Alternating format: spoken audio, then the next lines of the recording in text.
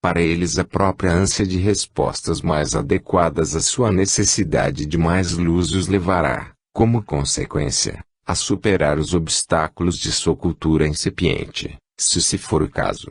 Estudarão arduamente todos os ângulos da vida que lhes favorece o crescimento, tornando para eles a forma pela qual a vida maior se expressa irresistivelmente em suas almas. Entretanto, aos espíritos pouco afeitos à procura da vida superior, faz-se satisfatório o noticiário referente aos assuntos do plano material. Para esses, mesmo quando ligados às atividades de cunho religioso, uma inércia psíquica ainda impede os exercícios maiores, que se tornam exaustivos, não porque esses espíritos possuam pouca cultura ou inteligência limitada, mas porque seu amadurecimento espiritual ainda não lhes proporciona o impulso interno, naquela divina ânsia de superar degraus evolutivos. Encontram um atrativo maior na variedade digamos em que a especulação dos planos densos se manifesta a curiosidade natural do ser que ainda se afina com as expressões ocasionais e ilusórias das escalas menores da criação. Para esses há elementos justos e adequados de evolução nos cursos que abrem novos caminhos à inteligência concreta. Podem até ser luminares em seus setores de ação, mas jamais se decidirão a despender esforços para explorar uma área que para eles se apresenta insípida e árida. Nossas mensagens não se destinam pois aos seres mais intelectualizados da Terra, porque os que se sobressaem nas realizações do plano físico raramente conseguem conjugar seus esforços equilibradamente a ambos os aspectos da vida, pois a harmonia entre os opostos ainda não é uma constante entre os seres encarnados. Dirigem-se, sim, aos que, no dizer de Jesus, já conseguem possuir olhos de ver e ouvidos de ouvir, embora para isso seja exigida, como é natural, uma abertura mental e emocional de caráter renovador, pautada por um esforço constante em cruzar a porta estreita.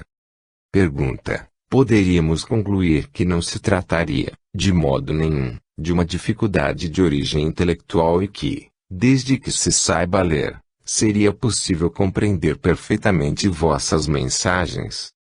Ramatiz: sim, desde que se tenha adquirido o hábito de meditar sobre o que é lido e não se pretenda fazer da leitura uma simples recreação. Quando pretendeis vencer a barreira de um vestibular, dedicais horas, dias, meses, talvez até anos, para adquirir habilidades mentais e intelectuais que vos graduem ao nível exigido pela universidade terrena ou até mesmo pela simples conquista de um diploma de alfabetização. Por vos terdes acostumado a contar com a graça divina, talvez por isso, os aspectos de evolução do espírito vos surjam como conquistas mágicas, exigindo pouco esforço na área do intelecto. Entretanto, sendo esse o vestibular da mente, se não souberdes cruzá-lo, baseando vossa fé na razão iluminada e orientada pela confiança na vida maior, jamais conseguireis penetrar as áreas esplendorosas dos verdadeiros fenômenos espiritualizantes, cujos degraus são alcançados após serem usados todos os recursos de uma razão tão plenamente esclarecida que seja capaz de sustentar o espírito na sua busca de níveis onde os voos da alma lhe permitam roçar, com suas asas desenvolvidas, atmosferas inacessíveis à razão humana comum. A sublime racionalidade do divino, o misticismo verdadeiro e legítimo, não representa um salto cego entre a emoção hipertrofiada e o desconhecido. A ultrapassagem encorajadora para os altos voos do espírito tem seu início no impulso dado pela plataforma da razão solidamente construída sobre os alicerces da vida em seu nível intelectual, mas não obrigatoriamente cultural. Esgotados os recursos desse plano, então a mente, saturada dos conceitos menores, consegue possuir estrutura suficientemente sólida para suportar os impactos de sua penetração na área do real encontro com a vida maior, ou seja, o despertar das reservas legitimamente denominadas de conteúdos de vivência mística em todo o sentido profundo e real que essa palavra assume, quando expressa as reações do laboratório iniciático da alma desperta para sua real condição eterna. Os grandes místicos jamais dependeram das classificações acadêmicas elaboradas pelos especialistas das áreas do respeitável conhecimento humano. Firmaram-se, ao contrário, no puro senso direcional adquirido por vivências anteriores que os qualificavam para um esforço chamado de sobre-humano, tal como se, possuindo as asas do amor e do conhecimento, pela primeira vez se aventurassem ao esforço de lançar-se nos espaços, sabendo que, para seus irmãos, esse seria um comportamento estranho, que os situaria fora de sua espécie de origem. Para quem ainda não possui o desenvolvimento de tais asas, o voo do místico representa a transição para outra condição de vida. Ao lançar-se nesse feito, tão raro e perigoso para os mortais, passa o místico a viver como um ser estranho em sua casa, mais filho do céu do que da terra. E ninguém poderá afirmar que não viverá mais satisfatoriamente, embora também jamais se possa vincular tal crescimento interno ao condicionamento da cultura humana e sim aos que são estruturados como produto de vivências anteriores.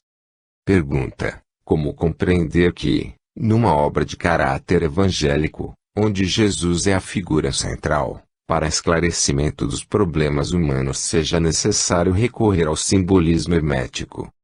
Ramatiz: quando o Mestre passou pela terra, seus pés se movimentaram sob o influxo das leis fundamentais que regeram a vida no planeta em todas as épocas. Suas palavras assim nos autorizam a concluir, pois afirmam: não vim destruir a lei, mas cumpri-la.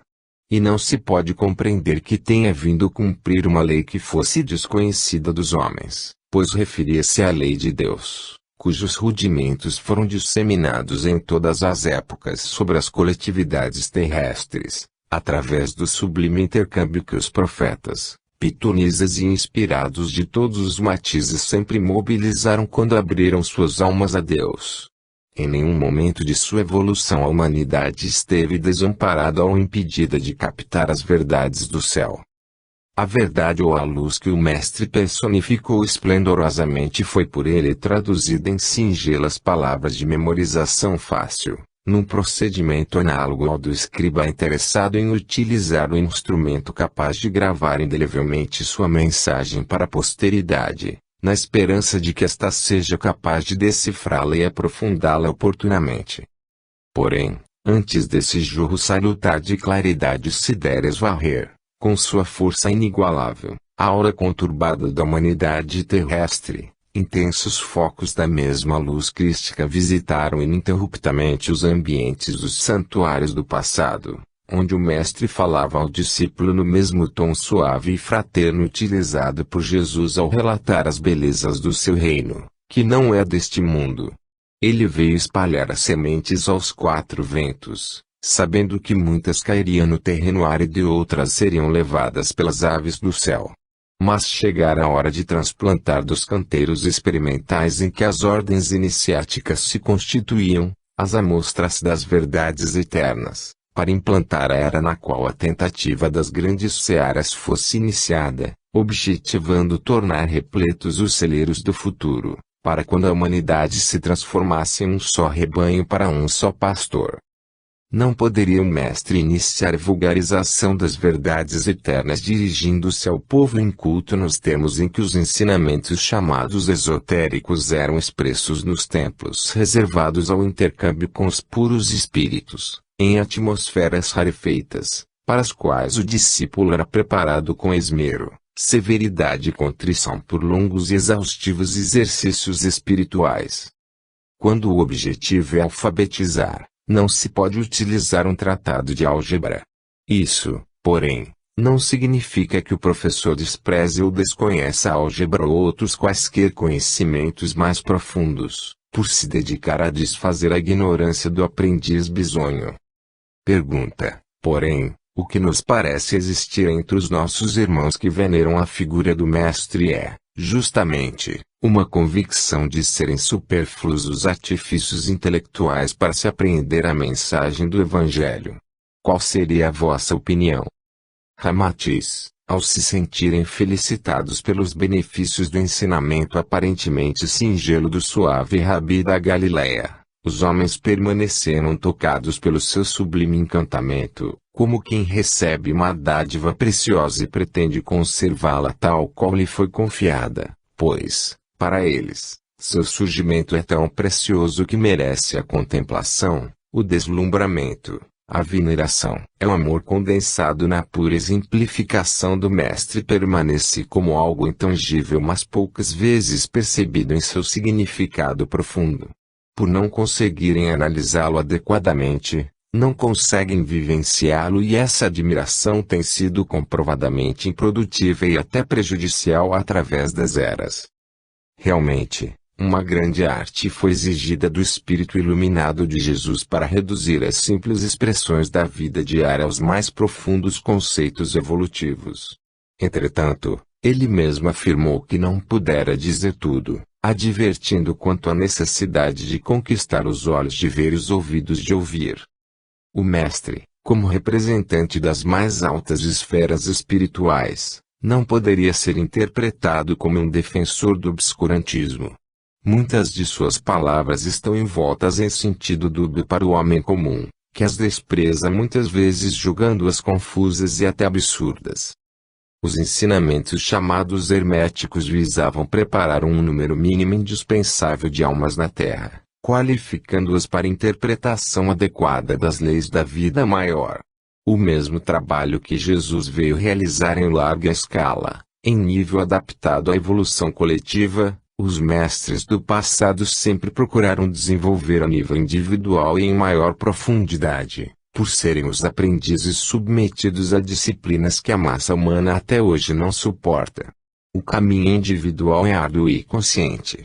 Por isso, um mestre hábil e experimentado é suficiente, pois a sinceridade e dedicação do aprendiz torna-se o ponto decisivo, exigindo mesmo a possibilidade e até a necessidade de o discípulo passar à mão de um mestre mais categorizado, logo que uma etapa esteja completa.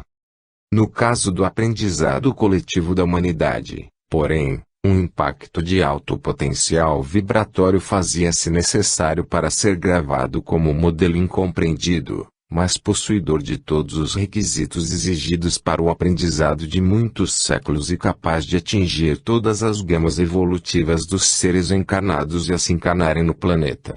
Resumindo a passagem de 33 anos na Terra, através da exemplificação de um único ser, toda a potencialidade dos ensinamentos necessários ao processo de evolução do homem comum na Terra, constitui o portentoso feito do Mestre que, por isso, ressalta de todos os outros.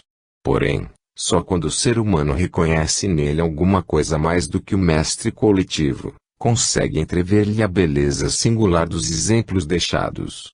Quando, da adoração estéril, passa à investigação profunda dos porquês espirituais da sua exemplificação, o círculo hermético começa a se fechar e o Mestre realmente ressurge das cinzas da incompreensão humana, passando a mostrar-se em toda a sua singularidade excelsa.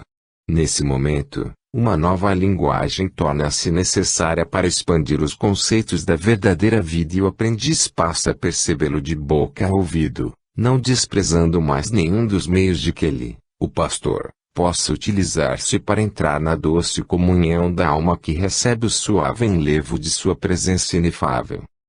Daí em diante não importará mais qual o simbolismo, a forma ou a cor local familiar ao aprendiz. Sua capacidade de sentir o Mestre conseguirá selecionar os meios, pois o fim único é a união com o Pai, que o próprio Jesus exemplificou de forma inigualável na Terra. Não haverá mais tempo nem disponibilidade para discussões estéreis em torno da forma de expressar os ensinamentos espirituais. E as parábolas de Jesus serão perfeitamente compreendidas como variantes dos simbolismos utilizados por todos os iniciadores amoráveis da espécie humana em diferentes épocas. Pergunta: haveria, então, uma correspondência entre os ensinamentos de Jesus e os ensinamentos ocultos do passado? Ramatiz: aqueles ensinamentos só foram ocultos para os que não tinham olhos de ver, esses não chegaram também a perceber Jesus em toda a sua majestosa beleza e simplicidade.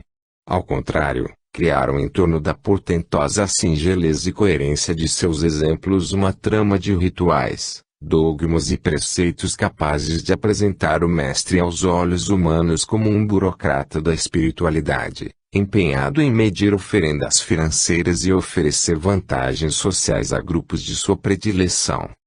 Jesus continua a ser o grande desconhecido para a maioria dos seres humanos e o véu de liturgia e obscurantismo que ainda veda os caminhos para sua presença é hoje mais hermético do que no passado, pois os homens de boa vontade lutam ainda com dificuldades terríveis para terem acesso ao Mestre em toda a sua cristalina beleza iniciática, sendo acusados de hereges, destruidores das tradições cristãs ou apóstatas, desde que a mensagem do Cristo passou a ser considerada propriedade de grupos religiosos estreitos e possessivos.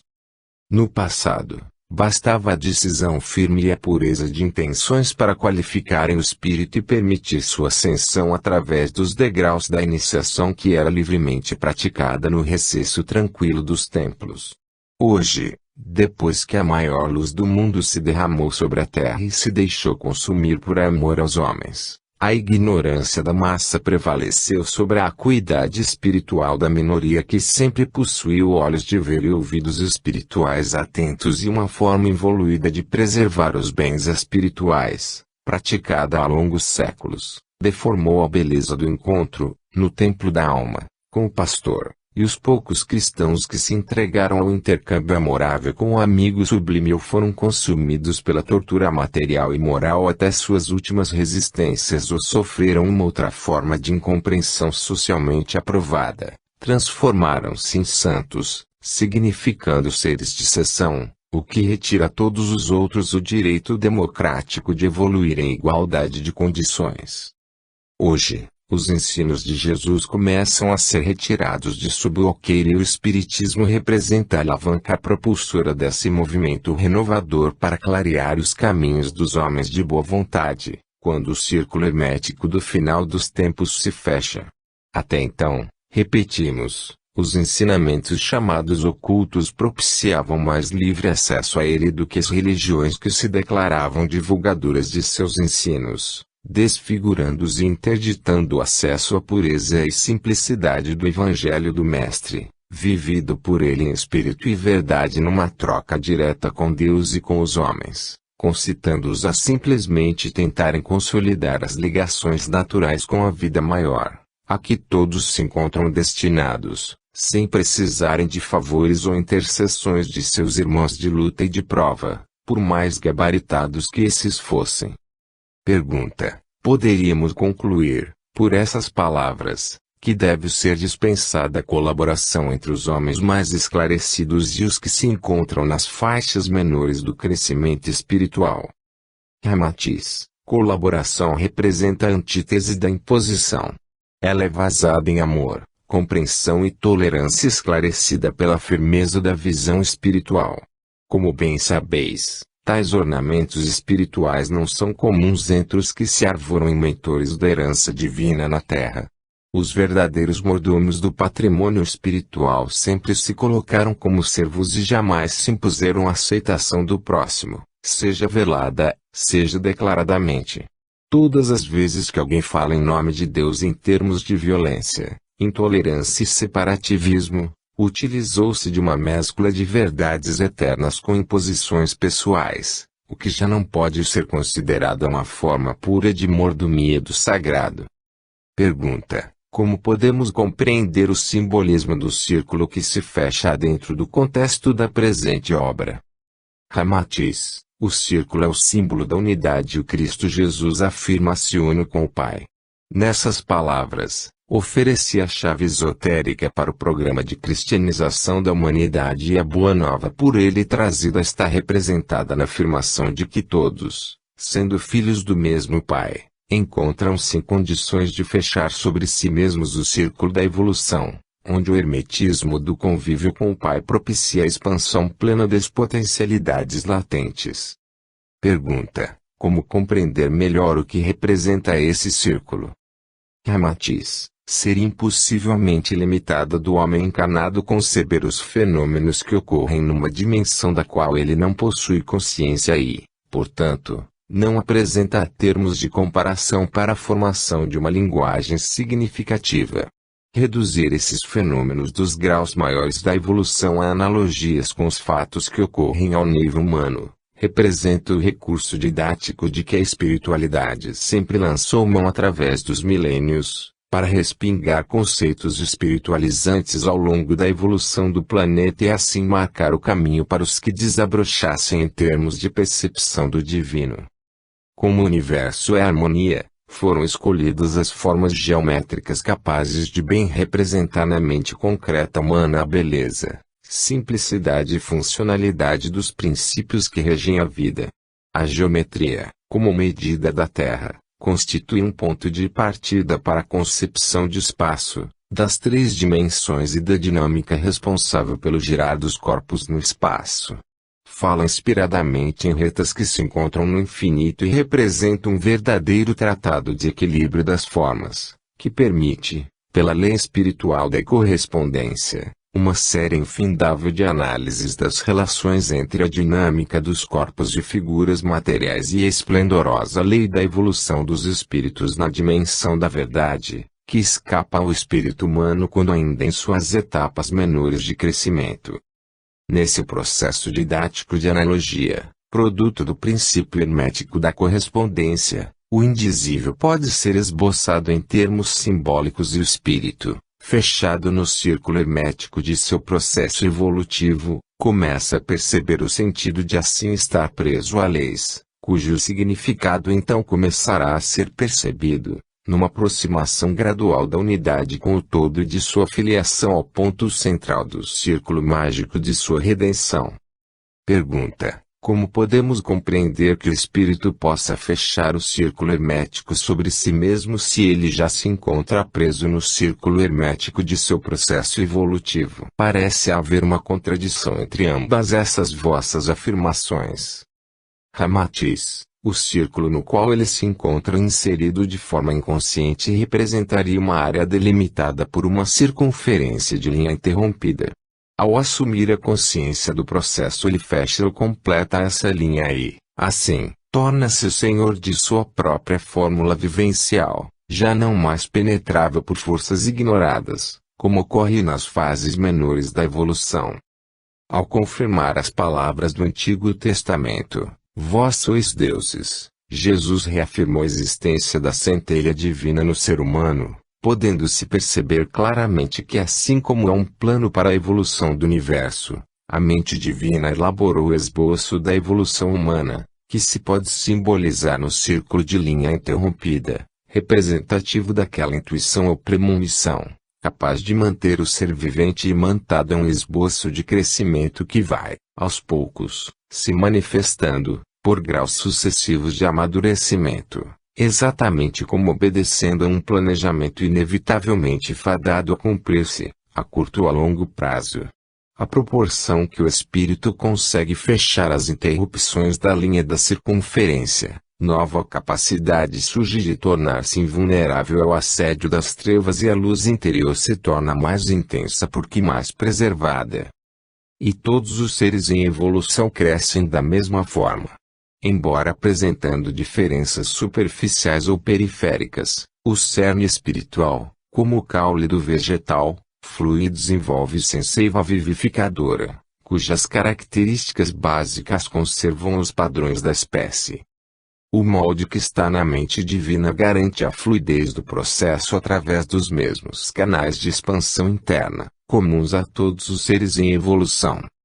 E então o círculo se fecha gradualmente, não só em termos de evolução individual, como, também coletiva. Pergunta: como compreender essa última afirmação? Teria alguma relação com a nossa Jerusalém a ser renovada? Ramatiz: Cidade de Deus, Utopia, Jerusalém e muitos outros termos foram usados pelas mentes evoluídas dos grandes espíritos que baixaram à Terra para designar o processo criador em que as forças de um conjunto de seres se organizariam para a busca do sagrado destino de crescer dentro do universo. Forças que interagem em expansão constante, como uma célula viva, cujo dinamismo se organiza em torno de um núcleo de energias coordenadoras. Tendo em vista a riqueza do processo mental de tais espíritos, suas palavras obedeciam à escala de manifestação em que o sagrado, o verdadeiro ou justo revestem-se de um colorido simbólico, capaz de ajustar-se adequadamente tanto ao processo coletivo quanto ao processo individual, sem que isso represente um reducionismo, mas sim, a expressão do bem ajustado plano através do qual os desígnios superiores refletem-se nos planos menos evoluídos da vida. Um homem ou um espírito, encarnado ou não, uma cidade ou uma coletividade planetária possuem em comum o estro da rebelião contra o que é estável e definitivo, pois é da lei que tudo se desloca em direção ao maior e à sublime poética de existir precisa extravasar dos recônditos fulcros de onde a vida se origina, em todos os níveis da criação. O poeta tortura-se para exprimir seu estado visionário da beleza sensível em planos abstratos. O cientista angustia-se por traduzir ao nível do intelecto humano as divinas intuições de seu cadastro de conhecimentos pré-encarnatórios. O predestinado místico desdobra-se para colocar ao alcance de seus irmãos as experiências inenarráveis do encontro com a dimensão de eternidade. Todos, entretanto, laboram numa mesma faixa vibratória de apreensão de uma realidade imanente no universo, que lhes ecoa na consciência hipersensibilizada para que deem o depoimento do que conhecem e paguem o tributo de uma renovação interna capaz de lhes garantir a cidadania de existir.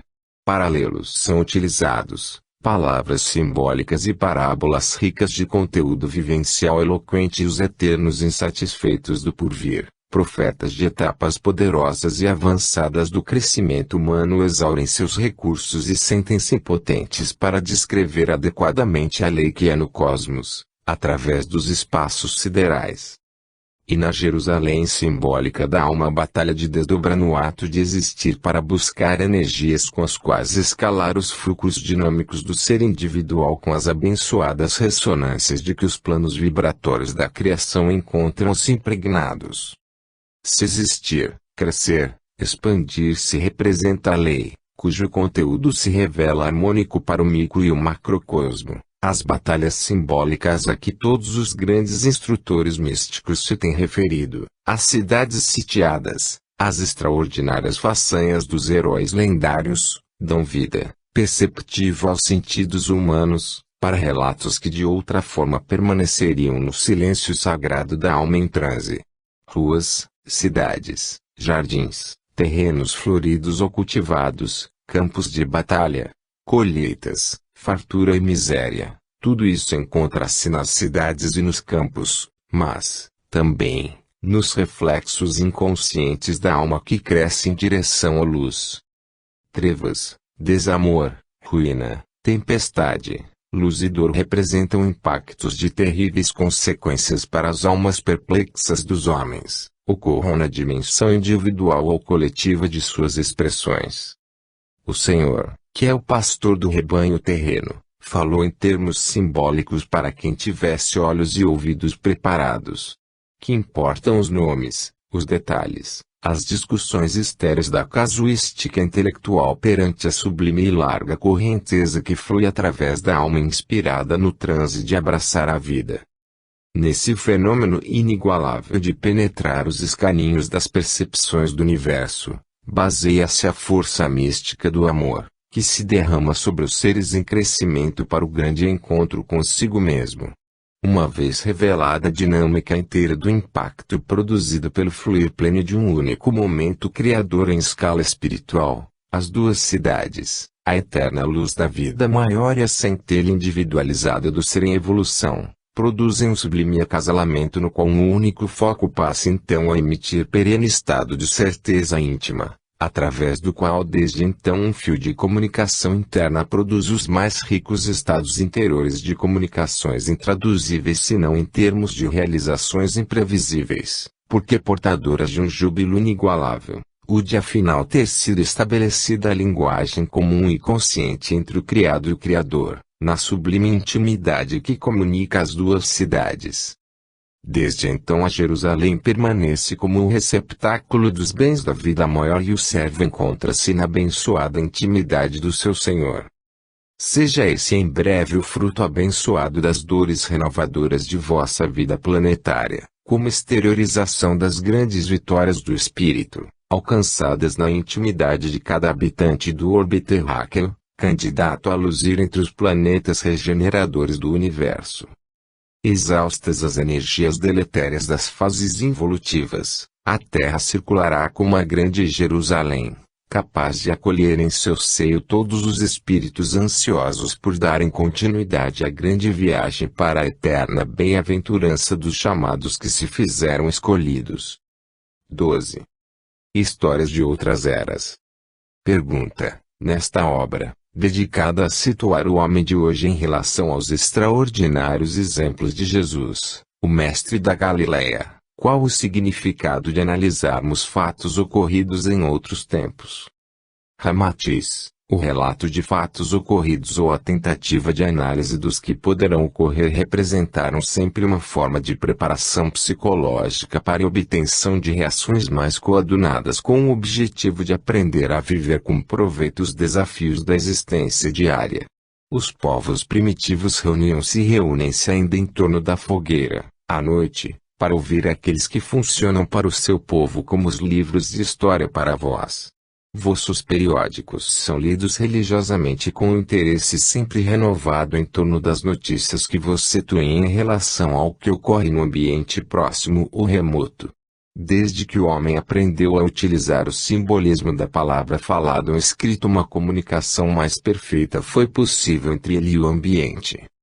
Levando-se em consideração a força vibratória que o pensamento associado à palavra desencadeia, uma autêntica prática mágica se executa quando os seres humanos se reúnem para emitir os sons simbólicos do que sentem e pensam, contagiando seus ouvintes com o substrato vibratório das ocorrências relatadas. Por esse motivo, ouvir e contar histórias representou sempre uma prática de alto teor educativo para o espírito, capaz também de, quando deturpada, desviar de seu rumo adequado às mais bem dotadas celebrações. Pergunta: uma pessoa bem dotada não seria sempre capaz de discernir o que convém ao seu bem-estar, isolando-se dos efeitos deletérios dos relatos nocivos? Ramatiz: o cérebro está condicionado às informações dos sentidos, nem sempre suficientes para um discernimento claro das ocorrências. Pergunta: essa afirmação produz uma sensação de desamparo e impotência.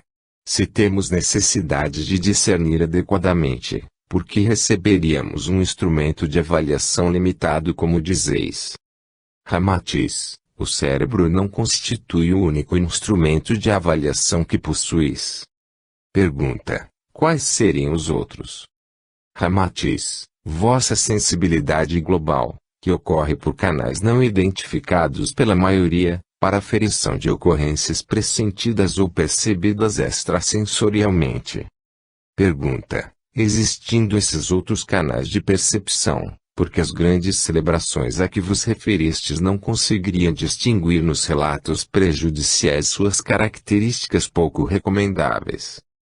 Ramatiz: por se limitarem voluntariamente às aferições do que consideram consagrados pelos conceitos culturais, impedindo-se a si mesmos de ultrapassarem o véu da ilusão dos sentidos. O roteiro da paz só pode ser alcançado pelos que se dedicam à busca do significado de uma vida maior. Um sexto sentido então se aguça, tenha ou não um conceito firmado sobre os aspectos não sensoriais da vida, pois seu senso direcional começa a esmerar-se e desenvolver-se diante do panorama do conjunto universal a que pertence. Cumpre-se então a proposta de Jesus e os ouvidos e olhos do Espírito iniciam a captação da realidade, que não se condiciona ao âmbito limitado da vida material. Pergunta: consideramos que essa percepção geralmente é tão vaga que não seria de estranhar que não fosse levada em consideração real pelas pessoas habituadas a exigir maior precisão nos processos de informação que recebem da vida em geral. Um grau de exigência maior na seleção dos elementos de julgamento não seria uma atitude apropriada. Se as intuições são frequentemente sentidas muito vagamente, poderíamos reprovar alguém por não levá-las em consideração. Ramatiz, exatidão não é qualidade inerente aos sentidos físicos. Dependendo da área de ação, a exatidão poderá ser alcançada por meios não sensoriais. As maiores conquistas da física matemática foram obtidas pela exatidão dos cálculos abstratos sobre partículas imperceptíveis aos sentidos físicos e cuja existência só era comprovada pelos efeitos indiretos de experiências, como a desintegração do átomo. O universo não se torna mais real porque seja captado pelos sentidos, mas, ao contrário, quando suas leis são descobertas e respeitadas pelos homens voluntariamente. Novas portas de realização se abrem para aquele que busca precisão sem delimitá-la a uma dimensão física concreta e palpável. Pergunta: poderíamos considerar que o relato dos fatos ocorridos já representaria uma preparação para os que virão a ocorrer? Ramatiz: quando o espírito se defronta com os fatos ocorridos e os analisa, prepara-se para novas ocorrências similares pois elabora inconscientemente seus sentimentos perante as novas circunstâncias observadas. Porém, essa atitude não significa uma real preparação em termos evolutivos ou de crescimento na linha ascensional do espírito. Pergunta: como compreender uma elaboração diante dos problemas que não representam uma conquista para o espírito? Ramatiz: uma elaboração emocional e mental representa sempre uma conquista, porém, essa nem sempre se encontra revestida de elementos favoráveis à renovação espiritual de caráter crístico. Pergunta: podemos, então, crescer em sentido inverso ao amor crístico? Ramatiz: nesse caso, não diríamos crescer, porém inchar, segundo as palavras de Paulo em sua epístola. Pergunta: como poderíamos compreender essa observação? Ramatiz: quem cresce, desenvolve-se em termos de harmonia e funcionalidade. O ato de inchar representa entrave à funcionalidade e ao desenvolvimento pela hipertrofia anormal das células, cuja vitalidade se encontra prejudicada. Pergunta: em termos práticos e relativamente à aprendizagem dos homens diante da extraordinária vivência do Evangelho do Cristo, como compreender essa deturpação? Ramatiz: o Evangelho representa a luz crística filtrada por uma elevadíssima entidade da hierarquia mais apropriada a esse tipo de exemplificação. Jesus, o Nazareno, transbordou todo o cálice da amargura sem que o fel e o azedume dos conceitos involutivos humanos o atingissem de leve na excepcional qualidade de sua pureza singular. Cada espinho que o feria no contato com os homens permitia uma nova exemplificação de amor sem par. A reação extraordinariamente saudável de seu espírito metabolizava adequadamente os venenos da incompreensão humana, surgindo aos olhos estupefatos de seus contemporâneos com as respostas vivas do amor inigualável que de seu ser se exalava para a edificação do monumento evangélico na terra. E o Senhor comungava com o Pai diante dos olhos saudavelmente escandalizados dos seres humanos preconceituosos e acanhados em seu modo particularista de perceber a vida. Trocas de inefável beleza se realizavam entre o espírito do Mestre, a força criadora e os atribulados irmãos que na terra só conheciam o dia a dia constrangedor da matéria. Sucedia como se ao penetrar um espinho envenenado na carne do ser vivo, todas as defesas orgânicas mobilizadas produzissem os anticorpos capazes de neutralizar o mal e cicatrizar a ferida. Em termos de vivência moral e espiritual, jamais tão esplendorosa ocorrência havia sido perceptível ao homem terreno, o que fez de Jesus o protótipo da realização plena para os espíritos que se encarnariam pelos séculos no planeta. Ao contrário, o homem comum é portador de um metabolismo pouco saudável diante das angústias que testam a vitalidade de seu modo de perceber e reagir diante da vida. Os espinhos ou amarguras da luta diária produzem feridas supuradas, infectadas e excessivamente dolorosas, dificultando a recuperação. Quando mais sofisticado, em vez de sucumbir declaradamente, por falência, consegue uma aparência de crescimento e saúde, pela assimilação defeituosa representada pelo preconceito e pela vaidade que o torna inchado ou crescido artificialmente, sem a legítima condição de metabolismo saudável, onde a assimilação e a excreção se realizam harmonicamente, eliminando-se resíduos indesejáveis, provocadores de possíveis intoxicações. E quando o homem, vaidoso de seus próprios cabedais intelectuais e culturais, afasta-se deliberadamente da simplicidade da vida e cria um mundo de percepções egocêntricas, desvinculadas do amor do Cristo, para tentar fazer seus irmãos orbitarem em torno de suas concepções pessoais e acanhadas sobre o que convém realizar diante da vida. Sistemas, determinações, normas de vida, pululam no quadro caótico da vaidade humana e, uns após outros, se desfazem os castelos de areia das pretensões antifraternas. E a cada nova queda ouve-se o eco das palavras do Mestre: Jerusalém, Jerusalém, ai de ti porque me esqueceste. Sendo ele o caminho e a verdadeira vida por ser o representante máximo e legítimo do amor no esplendor total de sua grandeza, doou-se, imolou-se, amou. Nada pedindo em troca, senão que amássemos como nos amou. Comprovou por atos a origem divina de sua atuação plena de luz e pode ser chamado o mestre dos mestres, já que a característica indiscutível do amor é exatamente a doação plena sem sombra de reserva ou de deturpação pessoal. O homem incha em vez de crescer sempre que se isola em sistemas personalistas com o intuito claro ou velado de aparecer diante dos seus companheiros de existência na Terra. Ao recomendar que brilhasse a nossa luz, o meigo pastor da Galileia falava ainda da luz que só seria nossa enquanto filtrada pelo Espírito empenhado em que ela não perdesse sua característica de doação plena, que lhe imprime a origem divina de onde parte. Essa luz, que faz crescer o Espírito, rompe as barreiras do intelecto envaidecido e deturpado do homem egocêntrico que, mesmo quando imbuído do desejo de realização, não consegue deixar de se colocar como centro do universo.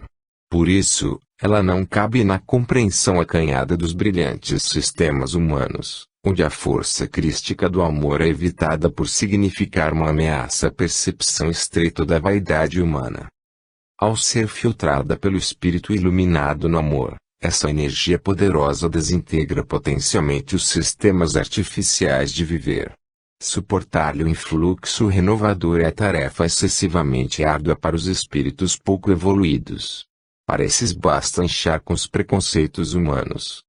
Pergunta: tendo em vista essas considerações, poderíamos concluir pela inoperância dos bons relatos, pois as reações de cada qual diante deles é que seriam de importância decisiva, não é assim? Ramatiz: porque haja noite, não se desiste de esperar a luz do dia. O fluxo permanente da luz, embora não percebido durante as 24 horas do dia, representa a segurança do sistema, que atua mesmo quando não reconhecida pelos limitados sentidos humanos. Uma cortina de proteção invisível paira sobre os seres viventes. Como a criança inconsciente cuidada e amparada pelos pais, eles são incentivados a prosseguir no seu aprendizado, porque adiante as decepções e quedas lhes provarão a necessidade ingente de remodelação dos padrões vivenciais e quando isso ocorrer a memória dos relatos saudáveis espiritualmente falando lhes surgirá como uma alternativa possível para os momentos de queda ou de omissão. Pergunta: nos evangelhos, assim como em outras escrituras sagradas, encontramos relatos que visam instruir o homem quanto ao modo adequado de proceder. Entretanto, por terem sido escritos em épocas tão remotas, seu conteúdo já não se encontraria desatualizado. Ramatiz: tais relatos, com suas sugestões benéficas, dirigem-se ao espírito imortal, cujas necessidades fundamentais não variam de época para época. Pergunta: perdoe-nos a insistência, porém os fatos têm demonstrado que as doutrinas religiosas e filosóficas têm sofrido uma constante renovação com o crescimento espiritual da humanidade e essa atualização só tem sido benéfica pelas revisões que provoca, obrigando o homem a se reajustar nos diferentes níveis de progresso. As escrituras sagradas teriam uma condição especial que as dispensaria desse reajuste. Ramatiz, por serem sagradas, sua origem não é semelhante às outras fontes de informações disponíveis para o progresso humano. Uma quantum de energia psíquica humana foi utilizado para permitir a filtragem dos ensinamentos fundamentais para a orientação espiritual da humanidade e, mesmo quando, como era natural, só uma parcela reduzida da verdade cristalina representada pela lei do amor conseguiu passar a barreira da inércia espiritual humana que a recolheu, inegáveis parcelas dessa luz radiosa da vida superior permaneceram como roteiro precioso, capaz de orientar a alma encarnada que se dispuser a servir e amar em consonância com a lei. Pergunta: tendo em vista que a lei é amor, todos os homens de boa vontade encontraram-se sob o efeito da inspiração superior. Sendo assim, as escrituras humanas e em geral, no campo filosófico e religioso, não se encontrariam em condições de igualdade, em última análise, em relação aos textos sagrados. Ramatiz: nos textos sagrados o amor a Deus sobrepõe-se ao amor aos homens e essa nuance aparentemente sutil renova todo o panorama, numa autêntica revolução copérnica do processo de existir. Pergunta: como compreender essa transformação tão radical se em todos esses textos revela-se a preocupação de ajustamento do homem a formas mais proveitosas de encarar a vida? Ramatiz: para compreender a diferença basta comparar a situação do ser humano que descrevesse o pôr do sol de um recanto bucólico da Terra, engolfado no esplendor dos efeitos policromos projetados no espaço visível e a situação de outro que de uma nave espacial contemplasse o planeta no mesmo momento. O ângulo visual comportaria toda a diferença fundamental nas percepções de cada qual, embora em ambos os casos o esplendor da vida estivesse repercutindo em grande profundidade. Os relatos seriam fidedignos à intenção de exaltar o panorama observado com ardor e a intenção seria inquestionavelmente a mesma, de fazer repercutir na alma dos possíveis ouvintes ou leitores uma apreciação mais acurada do fenômeno da vida. Aqueles que se libertam dos condicionamentos da vida material por alguns momentos, nos quais seja possível apreender o significado espiritual do panorama circundante, dilatam de forma inabitual o campo perceptivo e, se isso ocorre frequentemente, com o passar do tempo formam-se à sua volta correntes mentais próprias a um novo tipo de comunicação, pronta a desencadear efeitos extraterrenos na forma de sentir a vida. Geralmente isso ocorre a almas que se comprometeram a se desincumbir de tarefas amoráveis quando se ligassem aos laços materiais da vida. Dessa forma, um novo fator entra na composição do quadro inabitual das escrituras sagradas, representado pelo fato de, além desses seres humanos se dedicarem sem descanso a um modo de viver, na Terra, predisponente às comunicações com o plano espiritual, trazem consigo uma bagagem própria anterior que lhes permite, mesmo através da linguagem rude de uma época pouco esclarecida, traduzir com palavras acessíveis ao entendimento comum os conceitos espirituais aparentemente mais distanciados da realidade de uma humanidade pouco evoluída. Suas almas funcionam como a cera moldável, por uma predisposição interior onde os conceitos de vida maior deixam suas nuances indeléveis, mesmo que momentaneamente ininteligíveis à maioria. Pergunta, porém, como se conseguir que os relatos desatualizados culturalmente possam impressionar as almas dos homens se são considerados fora de época? Ramatiz: aqueles que estiverem desejando permanecer fiéis à sua época não estão prontos para assimilar verdades que não são condicionadas ao tempo cronológico humano. Pergunta: teríamos então que desprezar nossa herança cultural? Ramatiz: enquanto ela possa colidir com os interesses do espírito, sim. Pergunta: como fazer essa distinção? Ramatiz: trata-se de sentir ou não o que é mais valioso em termos de crescimento interno, para efeito de espiritualização. Pergunta: ao considerarmos os relatos conhecidos pela tradição oral ou escrita, percebemos três fontes que nos despertam atenção: os textos sagrados em geral, os evangelhos e a literatura comum de cada povo. Que considerações poderíeis tecer em torno de tais relatos? Ramatiz, em todos eles, como através de toda a vida, o homem é convidado a desenvolver seu grau interior de discernimento. Pergunta: não haveria divergência básica nas mensagens subjacentes de cada qual, tendo em vista a diversidade do conteúdo que expressam? Ramatiz, o panorama espiritual humano é necessariamente diversificado, como fonte de enriquecimento educacional. Em todas as formas de mensagem o espírito humano pode obter elementos para o seu crescimento. Pergunta: porém, o conteúdo pouco esclarecido espiritualmente, que se filtra através dos relatos comuns, não contribuiria para uma distorção dos rumos a seguir? Ramatiz, o que decide as diretrizes adotadas pelo ser vivente é sua tendência, expressa em cada momento evolutivo pelo tônus geral de seu espírito. Pergunta: chegaríamos assim à conclusão de que tanto faz nos utilizarmos de uma forma apurada de ensinamentos, obtidos nas expressões culturais orais ou escritas, como nos impregnarmos do que se costuma designar como subliteratura? Ramatiz, onde está o vosso coração, aí se encontra o vosso tesouro. A bússola norteadora do progresso é o interesse no campo afetivo, na escala em que se encontra a humanidade terrena. O espírito assimilará o que se afinar com sua contextura espiritual do momento. Não são as informações recebidas que decidirão de sua escolha, embora essa, aparentemente, se baseie no que lhe é oferecido. Daí a premência de existir uma diversidade de formas ou veículos de expressão para os conhecimentos das diversas origens. Convém que os textos ricos e diferenciados da cultura de todas as épocas possuam conteúdo capaz de interessar a todos os graus de amadurecimento e de definição interna para cada qual. Pergunta: parece-nos então existir a necessidade de expressão plena de todas as formas de sentir e pensar, sem necessidade de seleção ou censura. Ramatiz, para a alma que assume a sua autodiretiva, a censura encontra-se naturalmente internalizada pelo apramo espiritual obtido.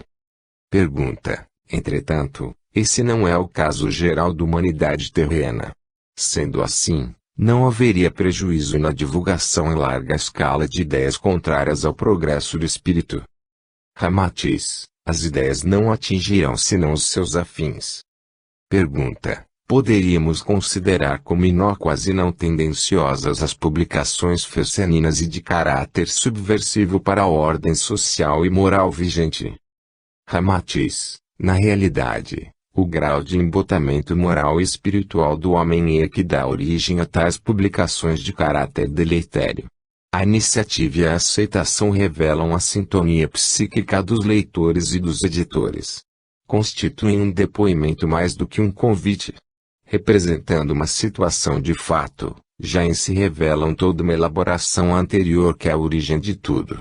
A ânsia de lucros que impermeabiliza o editor desonesto, capaz de publicar, com maior grau de insensibilidade moral, ideias que ele mesmo reconhece como nefastas, relegando ao leitor a tarefa de se intoxicar ou não com o conteúdo de uma avalanche de critérios distorcidos. Não o imuniza contra o envolvimento vibratório dos trabalhos produzidos em sua oficina impressora.